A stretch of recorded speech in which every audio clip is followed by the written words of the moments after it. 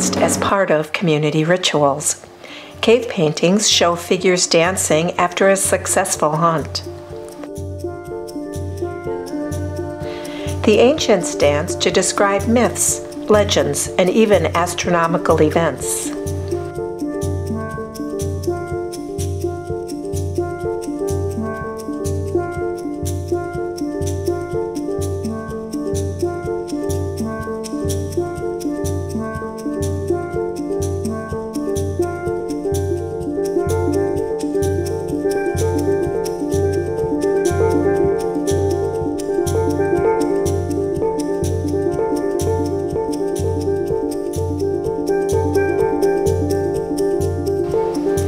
Most dance historians agree that contemporary dance techniques began with Isadora Duncan, who died in 1927.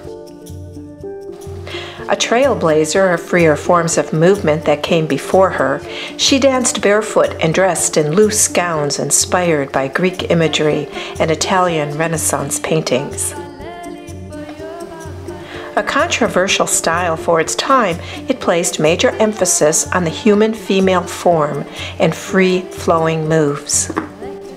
Born in San Francisco, she became a European sensation, and her image found its way into other art forms, including painting and sculptures. While many scholars call her the mother of modern dance, others give the shared title to Martha Graham. How are some ways today's Santa Cruz artists and teachers creating free-flowing movement? To find out, we visited Heidrun Hoffmann to talk about the Body Oracle, a system she designed with a deck of cards made up of 5 sections. Each section is made up of 16 cards.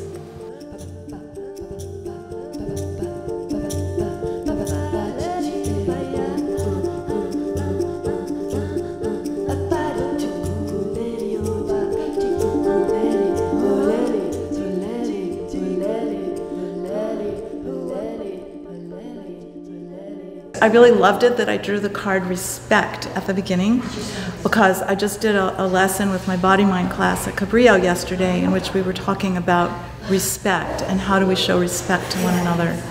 So somehow that card was zap. It got me in a place that I'm living at the moment. Participants choose cards that guide them not only into creating a dance or learning or practicing rhythms, but also into connecting the movements to their personal lives through self-reflection.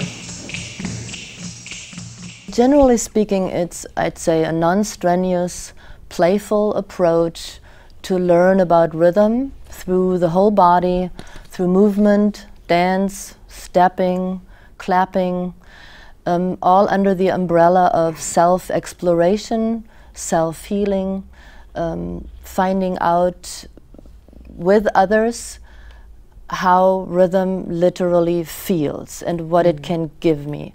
Rhythm is the core. Rhythm is the center in us, our heartbeat, our breathing. This center expressed outside connects us through the voice, through stepping, through clapping. It brings everything together. So that's the platform of this work. In this improvisational dance, participants are dancing to one of the movement cards, stretching.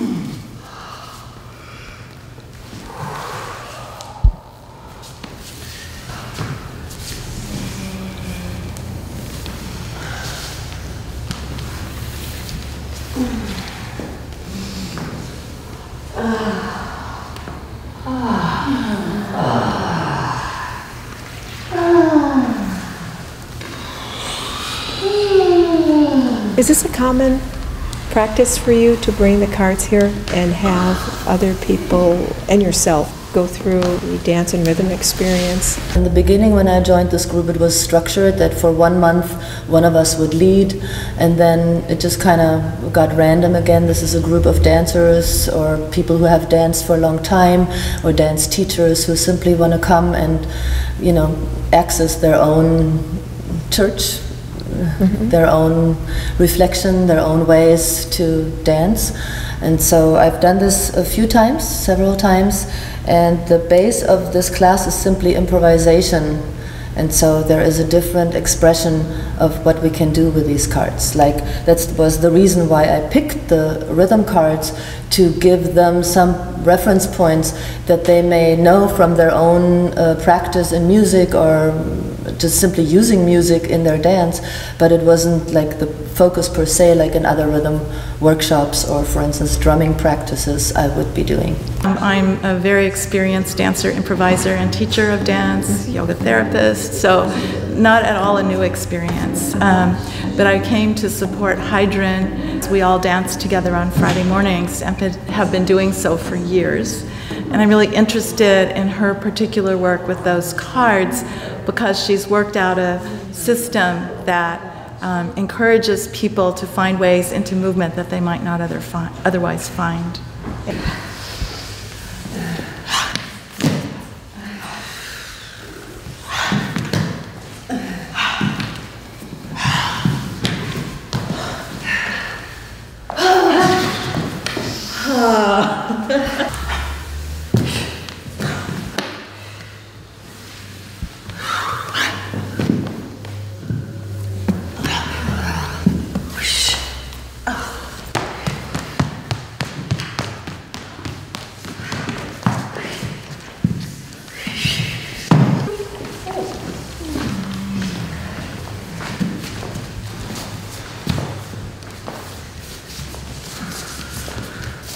Improvisational dance allows to touch one another.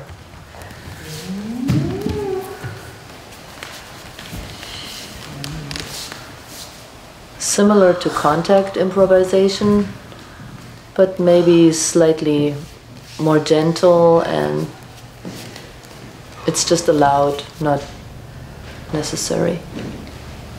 Can you describe your early beginnings and their progression up to the moment that you created your system of movement, music, and cards? Yeah, I think I was one of those little girls that had to bounce around and jump and do this and that and the other, and I wanted to be a prima ballerina up to the point where they stuck me into those point shoes, and I realized, well, it only looks pretty, but it doesn't feel so pretty.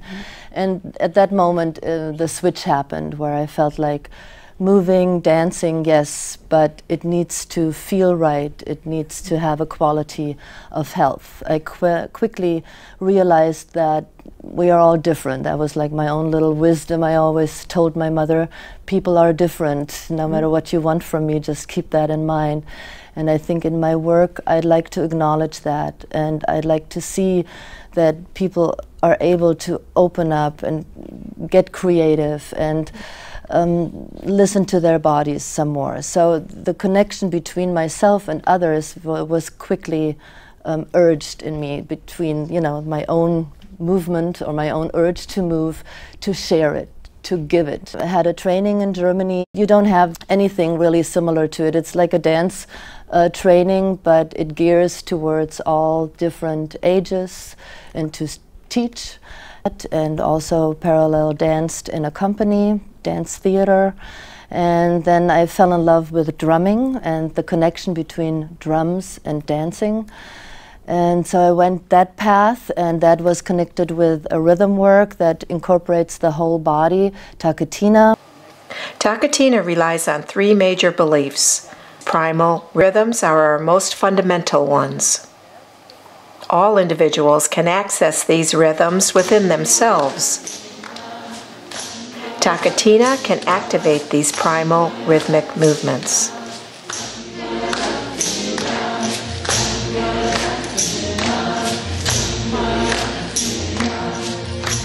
I was moved to connect with rhythm therapy, and all this shaped my teachings, and eventually I formed, or slowly I formed, out of all these elements something that I called Tanz in Rhythmus, Rhythmus in Tanz in German, and dance in rhythm, rhythm and dance here. The place where rhythm creates movement and where movement creates rhythm. where you start listening in a different nature to your own body, to your movements, and what all that entails. And I try to create a field for self-exploration and self-healing, to look at what you need in the moment or in your creative process.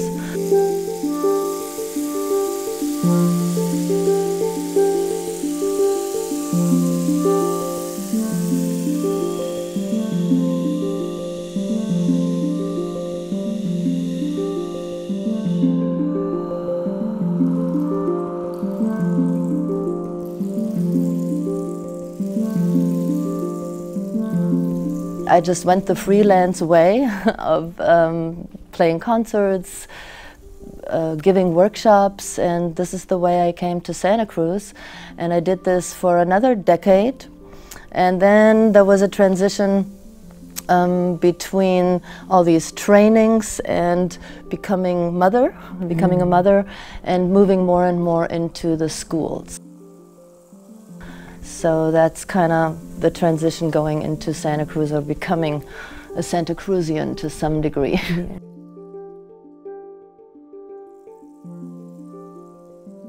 Can you talk about your work in the schools and how you work with the children to help them access their own power? Yes.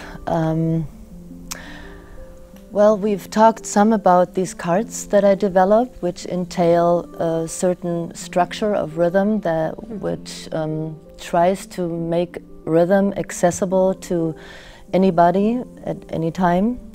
And the base of this are the 4 elements: earth, water, air, and fire. And this is my baseline to access the children. The children, no matter what age, pretty much, starting with 5, I'd say, can relate to that and can learn through that. Like, for instance, I'm at a school right now and we are just talking about water. Water teaches us about flow. So I bring in a big ocean drum and they listen to that and they are reminded of the waves. And then we sing a song. And it can be as simple as like a Native American tune: earth my body, water my blood, air my breath, and fire my spirit. And they just learn to play the beat and how that song feels with a beat and with a double time, and that song and the double time. Or we sing it really slow and they crack up because it sounds super funny. Or we sing it really fast and they crack up. So going to the next element, air, connecting them with their own breathing, makes them think, yet having fun, then creating the whirlwind. Make one big line, walk in a spiral, you definitely have laughing kids. Yeah.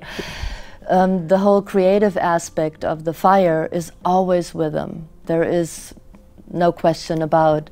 So we simulate little scenes, making a fire, talking about where that comes from, using sticks, wood, talking about where that comes from, and of course the earth, understanding we're living on it and the earth carries us. So what is that carries music, or that carries us in music? What's the similarity? What's the parallel there? Oh, again, it's the pulse, it's the beat. And then we dance, we sing songs that express that, standing like a tree. Whatever kids' songs I can find that fit together, I try to make it somewhat abstract so that I get them to think about stuff, and really simple and banal and short, because residencies are short here in Santa Cruz, and I believe everywhere pretty much in this country, because there is not very much money for arts. Heidrun is no stranger to performance space of Santa Cruz. She has not only conducted workshops, but has also performed at many venues throughout the county.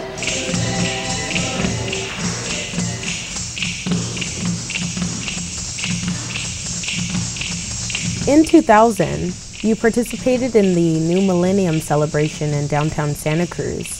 What was your role and how did you get involved?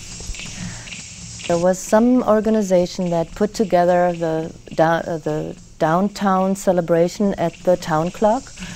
And their idea was that they would bring all art forms and try to cover 1 century of music and dance. So my friend Sahar, who's also a local artist, a beautiful ballet dancer, she and I looked at the music they gave us, and we looked at the art display, and we came up with this dance.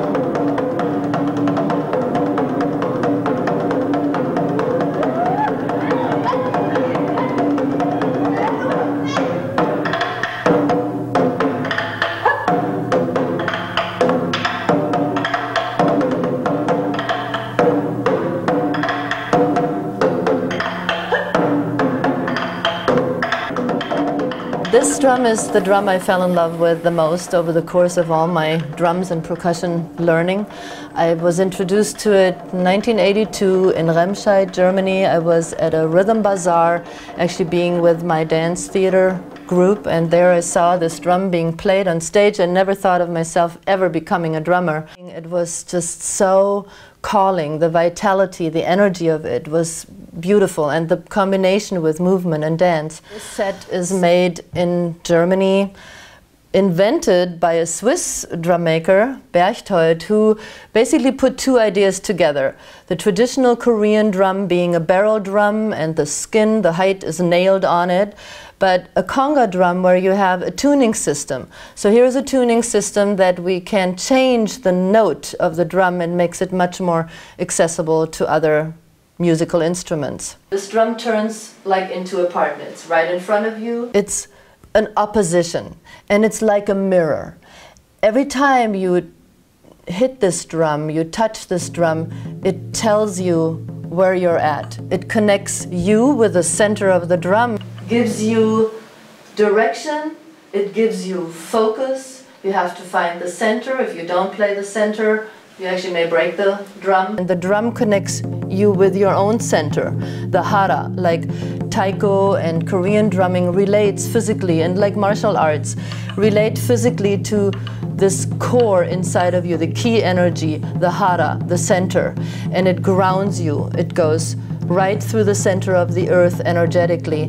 And as you play, a beautiful movement from your center out towards the center of the drum. And as you learn these rhythms together with stepping, it is a process you enter. And the drum gives immediately back how your movement translates. As you play and you approach the drum, it is a beautiful journey and reflection with yourself. How can I get there? Because I may be first time kind of timid and this drum sounds like this, whereas if I really unload the energy fully, it sings. Powerful instrument that I know of so far is the drum. And so I'm not surprised that somehow with all this energy, this negative energy and negative vibration that has kind of been stirred up in the United States and in the world, that the drum has become kind of a one way to offset that vibration, because the vibration of the drum is a really powerful, positive one.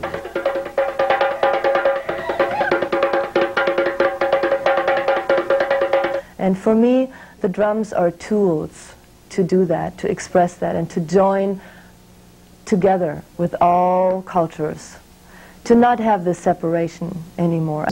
The world wants to move into a better place, so everything what has us brought to this place is fine, and yet it's not complete. So I think we can create something new. The music, the drum, has been cut out. Maybe small circles have kept it alive, but it hasn't been part of our community. And to bring it back into our community, I find is very, very important.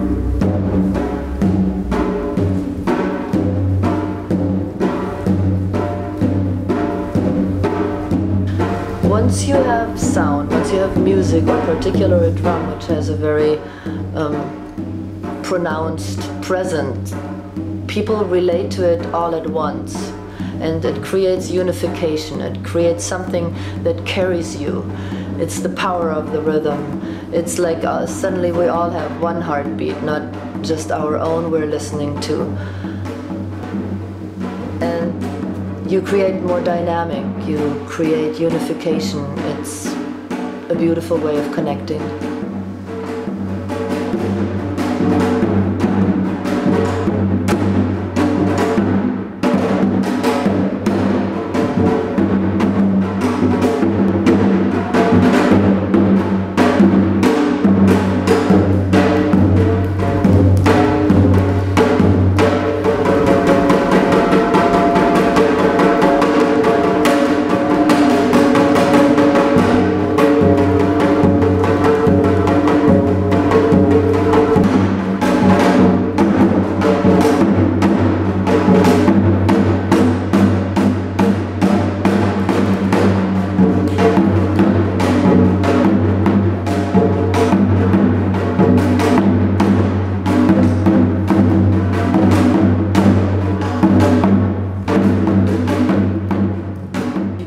You can dance. You move. Even if you're limited or disabled, there is still something that usually can move, and any little bit can be this creative part of yourself.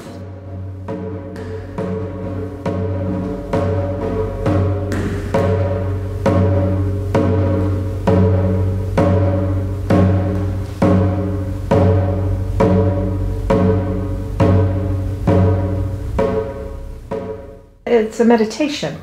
In a way, it is a meditation. It's an active meditation. It's not, you know, I sit and I try to let everything go. It's more, I let everything flush through.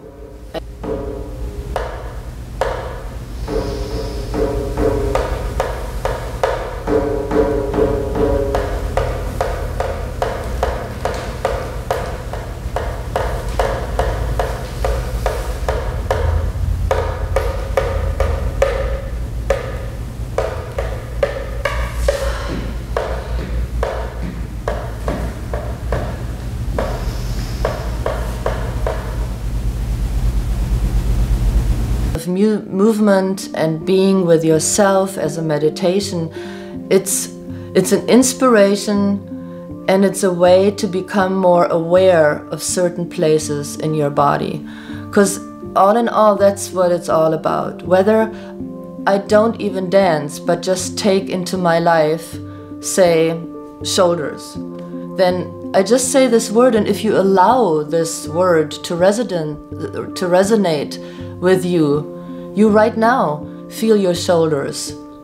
Maybe not differently, but maybe you become aware.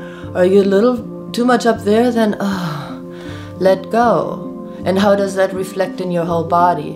And now maybe you become aware and you go, oh, I just want to loosen them up. And if you take it a little further, then this is already a dance, or it can lead into a dance. So in every aspect of movement or every aspect in your body can be looked at this way. And that's more what it's about than any, is this dance or any labeling of what it is. It's the journey, it's the doing, it's the being with yourself. That's what that is for to me.